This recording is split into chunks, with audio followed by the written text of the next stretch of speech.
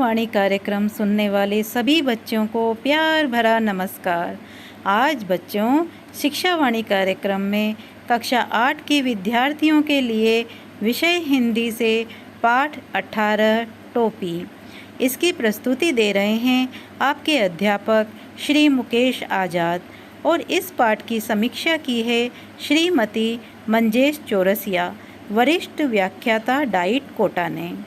तो बच्चों अब आपको ज़्यादा इंतज़ार नहीं कराते हैं और सुनाते हैं एक रोचक कहानी टोपी। नमस्कार बच्चों, शिक्षा को नियमित करने के उद्देश्य से शिक्षा की अनूठी पहल शिक्षावाणी में आपका हार्दिक स्वागत एवं अभिनंदन है।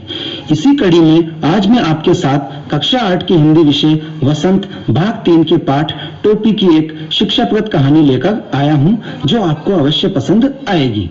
कहानी का शीर्षक पढ़कर आपके मन में बहुत सारी जिज्ञासा उठ रही होगी कि लेखक ने टोपी के नाम से कहानी क्यों लिखी। कहीं इस कहानी में लेखक ने किसी के सिर पर टोपी तो नहीं पहनाई, या फिर टोपी के माध्यम से आपको कोई संदेश देना चाहते हो। यह तो जब आप कहानी सुनोगे तब आपको पता चल ही जाएगा। बच्चों, जब कभी आप मेले में अपने माता पिता के साथ जाते हो और दुकान पर टोपी को देखते हो तो आप भी उनसे जिद करते होंगे कि वह आपको टोपी दिलाए, क्योंकि टोपी होती ही इतनी सुंदर है। टोपी एक कहानी है जो कि लोक कथा पर आधारित है। इस कहानी को लिखने वाले हैं श्री श्रंजय जी। बच्चों, लोक कथा वह होती है जो हमारे समाज में चलती रहती है, जो लिखित रूप में नहीं होती है, जिसे हम अपने मुंह से एक दूसरे को सुनाते रहते हैं तथा बड़े बूढ़े हमें सुनाते रहते हैं। वह ज्ञानवर्धक कहानियां लोक कथाएं कहलाती है। आज जो कहानी सुनोगे वह भी टोपी के समान बहुत ही सुंदर है। इस कहानी को सुनकर आपको बहुत ही आनंद की अनुभूति होने वाली है। साथ ही साथ आपके लिए बहुत ही अच्छा संदेश इस कहानी में दिया गया है। तो चलिए बच्चों, कहानी की ओर चलते हैं। एक थी मादा चिड़िया और एक था चिड़ा। दोनों एक दूसरे के घनिष्ठ मित्र थे। जहां भी जाते साथ ही जाते, एक साथ खाते पीते, एक साथ सोते। प्रातः काल होते ही घोंसलों से दाना चुगने निकल पड़ते और शाम होते ही घोंसलों में आ घुसते। दिन भर में उन्होंने जो देखा और सुना उसे एक दूसरे को सुनाते हैं। एक शाम चिड़िया बोली, आदमी को देखते हो कैसे रंग बिरंगे कपड़े पहनता है, कितना अच्छा लगता है उन पर कपड़ा। खाक अच्छा लगता है, चिड़ा तपाक से बोला। कपड़ा पहन लेने के बाद तो आदमी ज्यादा बदसूरत लगने लगता है। कपड़ा पहन लेने के बाद आदमी की कुदरती खूबसूरती ढक जो जाती है।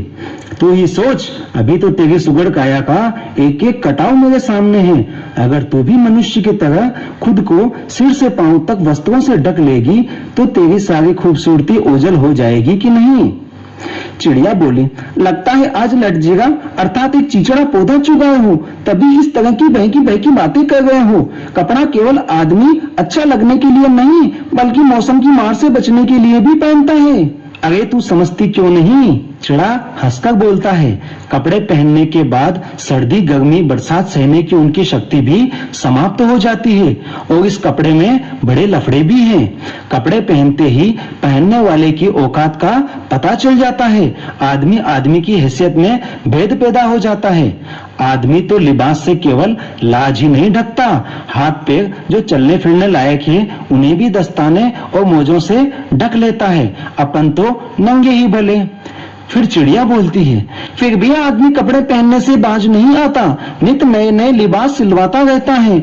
उनके सिर पर टोपी कितनी अच्छी लगती है, मेरा भी मन टोपी पहनने को करता है। अच्छा, तो तू टोपी लाएगी कहां से, चिड़ा बोला। टोपी तो आदमियों का राजा पहनता है। जानती है एक टोपी के लिए कितनों का टाट उलट जाता है। थोड़ी सी चूक हुई नहीं कि टोपी उछलते देर नहीं लगती। अपनी टोपी सलामत रहे इसी फिक्र में कितनों को टोपी पहनानी पड़ती है। मेरी मान तो तू इस चक्कर में पड़ी मत।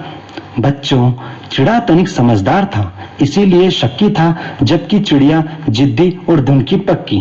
ठान लिया सो ठान लिया, उसको ही जीवन का लक्ष्य मान लिया। और कहा भी गया है, जहाँ चाह वहीं राह। हमेशा की तरह अगले दिन दोनों कूड़े के ढेर पर चुगने के लिए निकले। चुगते चुगते चिड़िया को रुई का एक फाहा मिल गया। चिड़िया मारे खुशी के कूड़े के ढेर पर लौटने लगी। अरे क्या मिल गया रे? चिड़ा ने चिढ़ाकर पूछा। मिल गया, टोपी का जुगाड़ मिल गया। चिड़िया ने चिड़े के सामने रुई का फाहा रख दिया। तेरे जैसा एक पागल और था, चिड़ा बोला। रास्ते में उसे चलते चलते एक दिन पड़ा हुआ चाबुक मिला। चाबुक था बड़ा उमदा और लचकदार, शायद किसी घुड़सवार के हाथ से छूट गया होगा। चाबुक हाथ लगते ही वह पागल चीखने लगा। चाबुक तो मिल गया, बाकी बचा 3 घोड़ा लगाम जिन। अब ये तीनों तो रास्ते में पड़े मिलने से रहे। सब काम धंधा छोड़ वह पागल ताउम्र यही कहता रहा, बाकी बचा 3 घोड़ा लगाम जिन। चिड़ा उसे समझाते हुए बोला, इस रुई के फाहे से लेकर टोपी तक का सफर तुझे कुछ अता पता भी है? चिड़िया बोली, बस देखते जाओ अब कैसे बनती है टोपी। वह चिड़िया रुई का फाहा लिए दुनिया के पास चली गई और बड़े मनोहर से बोली, दुनिया भैया, इस रुई के फाहे को धुन दो। दुनिया बेचारा बूढ़ा था, जाड़े का मौसम था। वह कांपते हुए बोला, तू जाती है कि नहीं?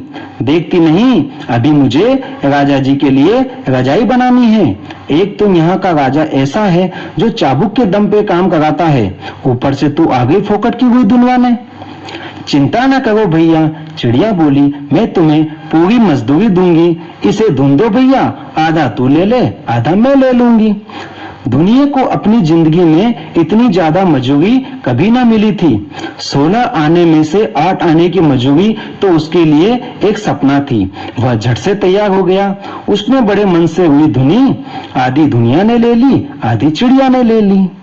इससे उत्साहित होकर दोनों एक जुलाहा के पास गए और कहने लगे, भैया इस धुनी हुई रुई से सूत काट दो। जुलाहा बड़ी अनिच्छा से बोला, तुम यहाँ से भागते हो कि नहीं? देखते नहीं, अभी मुझे राजा जी के अचकन के लिए सूत काटने हैं, मुझे फुर्सत नहीं है। भैया इस मुल्क में सब काम क्या राजा जी के लिए ही होता है? चिड़िया बड़ी अचरज से बोली, तू किस मुल्क से आई है? यहाँ सब काम राजा जी के नाम पर और राजा जी के लिए ही होता है। राजा जी के लघुए भगवे अर्थात नौकर चाकर भी तो बहुत है, इसी में उनका काम भी होता है। मना मत करो भैया, हम तुम्हें अधिक मुआवजा देंगे। चिड़िया बोल पड़ी, इसे काट दो, आधा तुम ले लो, आधा मैं ले लूंगी। जुलाहा भी तैयार हो गया। इतनी वाजिब मजूरी पर काम न करना तो मूर्खता होती। कदम कदम पर मिलते सहयोग ने चिड़िया को आगे बढ़ने के लिए उकसा दिया। इसके बाद वे दोनों एक बुनकर के पास गए और कहने लगे, बुनकर भैया इस कते सूत से कपड़ा बुन दो। बुनकर गुस्सा होकर देखने लगा, हटते हो कि नहीं यहाँ से? देखते नहीं, अभी मुझे राजा जी के लिए बागा बुनना है। अभी थोड़ी देर के बाद ही राजा जी के सेवक हाजिर हो जाएंगे। इतना कहकर बुनकर अपने काम में मशगूल हो गया। इसे बुन दो ना भैया, चिड़िया ने साहस सजोकर कहा, हम फोकट में काम नहीं करवाते, इसे बुन दे, आधा तू ले ले, आधा हम ले लेंगे। बुनकर ने देखा कि सौदा गलत नहीं है, वह तैयार हो गया। थोड़ी ही देर में उसने काफी गफश और दबीज कपड़ा बुन दिया। आधा उसने ले लिया, आधा इन्होंने ले लिया। बच्चों, अब तक चिड़िया ने 3/4 मंजिल मार ली थी। कपड़ा लिए वह एक दर्जी के पास जा पहुंची। दर्जी भैया इसकी टोपी सिल दे। खिसकती हो कि नहीं यहाँ से? दर्जी गुस्से से बोला, देखते नहीं, राजा जी की 7वीं रानी से 9 बेटियों के बाद 10वां बेटा पैदा हुआ है। अब उस 10वें रतन के लिए मुझे 1.5 जब्बे सिलने हैं। दर्जी ने माथे का पसीना पोंछते हुए ठंडी आह भरी, कुछ लेना न देना, भर माथे पसीना। हम तो बेगार में कुछ नहीं करवाते। चिड़िया बोली, इस बुने कपड़ों की टोपी सिल दे, बल्कि 2 टोपियां सिल दे, एक तू ले ले, एक हम ले लेंगे। दर्जी फटाफट तैयार हो गया। उसने बड़े मनोयोग से 2 टोपियां सिल दी और खुश होकर दर्जी ने अपनी ओर से टोपी में 5 फुंदने भी जड़ दिए। फुंदने वाली टोपी पहनकर तो बच्चों चिड़िया खुशी से आपे में ही ना रही और 1.5 टांग पर ही नाचने लगी, सबको दिखाकर कहने लगी, देख मेरी टोपी सबसे निराली, 5 फुंदने वाली। वाकई तू तो रानी लग रही है। चिड़े को भी आखिरकार कहना पड़ा, रानी नहीं राजा कहो मेरे राजा। चिड़िया ऊंचा ऊंचा उड़ने लगी। अब कौन राजा मेरा मुकाबला करेगा। टोपी पहनते ही उसके मन में एक विचार आया, क्यों न इस मुल्क के राजा का भी एक बार जायजा लिया जाए, जिसके लिए इतने सारे काम होते हैं। उड़ते उड़ते बच्चों वह राजा के महल की छत पर जा बैठी। बच्चों, उसी वक्त राजा चौबारे पर नौकरों से खुली धूप में तेल की मालिश करवा रहा था। राजा उस वक्त अधनंगा बदन और नंगे सिर था। एक नौकर सिर पर चंपी कर रहा था, तो दूसरा नौकर हाथ पांव की अंगुलियां फोड़ रहा था, तो तीसरा पीठ पर मुक्की मार रहा था, तो चौथा पिंडली पर गुद्दी काट रहा था। तब चिड़िया छत से ही चिल्लाई, देखो मेरे सिर पे टोपी, राजा के सिर पे टोपी ही नहीं, राजा के सिर पे टोपी ही नहीं। मालिश करवाते समय राजा की नजर उस चिड़िया से टकरा गई। चिड़िया के सिर पर फुंदनेदार टोपी देखकर उसकी अकल चकरा गई। वह तो लगातार कहे जा रही थी, मेरे सिर पे टोपी, राजा के सिर पे टोपी ही नहीं। राजा दोनों हाथों से अपने सिर को ढकते हुए जोर से चिल्लाया, सिपाहियों कोई मेरी टोपी भी लाओ, जल्दी लेके आओ। टोपी आ गई। राजा ने झट से पहन भी ली। अब उस चिड़िया ने दूसरे ढंग से अलापना शुरू कर दिया, मेरी टोपी में 5 फुंदने, राजा की टोपी में एक भी नहीं, मेरी टोपी में 5 फुंदने, राजा की टोपी में एक भी नहीं। बच्चों, राजा को बेहद शर्म महसूस हुई। इस मुल्क में राजा के सामने चिड़िया की यह मजाल उसे बहुत गुस्सा आया। उसने सिपाहियों से कहा, इस चिड़िया की गर्दन मसल दो। तब सिपाहियों ने हाथ जोड़कर कहा, महाराज मच्छर मारकर हाथ क्यों गंदा करना, अपने आप चली जाएगी। तब राजा सिपाहियों से बोला, यह ऐसे नहीं मानेगी, इसकी टोपी छीन कर ले आओ, मैं उसे पांव से ठोकर मारूंगा। एक सिपाही ने गुलेल मारकर चिड़िया की टोपी नीचे गिरा दी, तो दूसरे सिपाही ने झट से टोपी लपक ली और राजा के सामने पेश कर दी। राजा टोपी को पांव से मसलने ही जा रहा था कि उसकी खूबसूरती को देखकर दंग रह गया। राजा बोला, मेरे राज में मेरे सिवा इतनी खूबसूरत टोपी दूसरे के पास कैसे पहुंची। यह सोचते हुए राजा उसे उलट पुलट कर देखने लगा। इतनी नगीना टोपी इस मुल्क में बनाई किसने। राजा के मन में यह ख्याल आया, अब तो उस हुनरमंद व्यक्ति की खोज होने लगी। गिरते पड़ते दर्जी हाजिर हुआ, दुहाई अन्नदाता। राजा बोला, दुहाई नहीं, वजह बताओ वजह, इतनी बढ़िया टोपी तुमने कभी हमारे लिए क्यों नहीं बनाई। दर्जी बोला, कपड़ा बहुत उम्दा था महाराज, एकदम गफश और दबीज। राजा बोला, ऐसा उम्दा कपड़ा किसने बुना। गिरते पड़ते बुनकर हाजिर हुआ, माफी बख्शे महाराज। राजा बोला, माफी नहीं, वजह बताओ वजह। बुनकर बोला, सूत बड़ा उम्दा था महाराज, एकदम महीन और लच्छेदार। फिर बच्चों, राजा ने गुस्से से दहाड़ मारी, इतना महीन सूत किसने काटा। गिरते पड़ते जुलाहा हाजिर हुआ, जान बख्शे महाराज। जान नहीं, वजह बताओ वजह। हुई बड़ी बेहतरीन थी महाराज, एकदम बादलों की तरह धुनी हुई। इतनी बेहतरीन हुई किसने धुनी। बिजली की तरह राजा की आवाज कड़की। इतने में हांफते छाती पीटते दुनिया आया, हुजूर अन्नदाता। राजा गुस्से में कांप रहा था, तुम सभी ने मिलकर इस चिड़िया का काम किया है, हमारे लिए आज तक ऐसा काम क्यों नहीं किया। आपके लिए भी किया है महाराज। दुनिया ने जमीन पर लेटकर कहा, आगे भी आपके लिए करेंगे महाराज। हमारे लिए तो अब तक इतना अच्छा काम क्यों नहीं किया। दुनिया बोला, महाराज इस चिड़िया ने जो भी काम करवाया उसमें से ये आधा दे देती थी।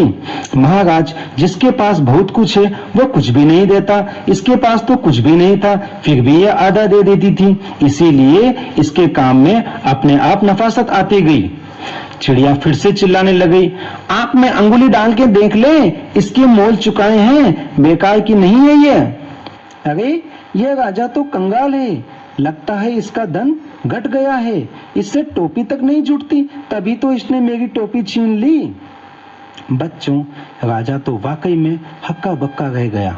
उसने सोचा, खजाने की खुलती पोल इस चिड़िया को कैसे पता लगी कि धन घट गया है। तमाम लोग निकल आए थे यह अनोखा तमाशा देखने। तब मंत्री ने धीरे से कहा, यह मुंहफट तो महाराज को बेपर्दा करके ही दम लेगी। राजा खुद ही परेशान हो रहा था। वह झट से बोल पड़ा, इसकी टोपी वापस कर दो। सिपाहियों ने कहना माना, टोपी वापस हवा में उछाल दी गई। चिड़िया ने फिर से टोपी पहन ली और उड़ उड़ कर कहने लगी, यह राजा तो बहुत डरपोक है, मुझसे भी डर गया, तभी तो इसने मेरी टोपी वापस लौटा दी। राजा ने मंत्री जी की तरफ देखा और बोला, क्यों मंत्री जी, कौन इस मुंह फट के मुंह लगे? यह कहकर राजा ने अपनी टोपी पकड़ ली। तो बच्चों, कैसी लगी कहानी? मजा तो बहुत आया होगा आपको। पर क्या आप जानते हो इस कहानी के माध्यम से कहानीकार क्या कहना चाहते हैं? वह कहानी का उद्देश्य क्या है? बच्चों, इस कहानी के द्वारा लेखक ने सामाजिक समस्याओं को उजागर करने का प्रयास किया है। इस कहानी के माध्यम से हमारे समाज में उस समय जो विसंगतियां चल रही थी उसका जिक्र किया गया है। इस कहानी में लेखक ने टोपी को शक्ति व इज्जत का प्रतीक बताया है।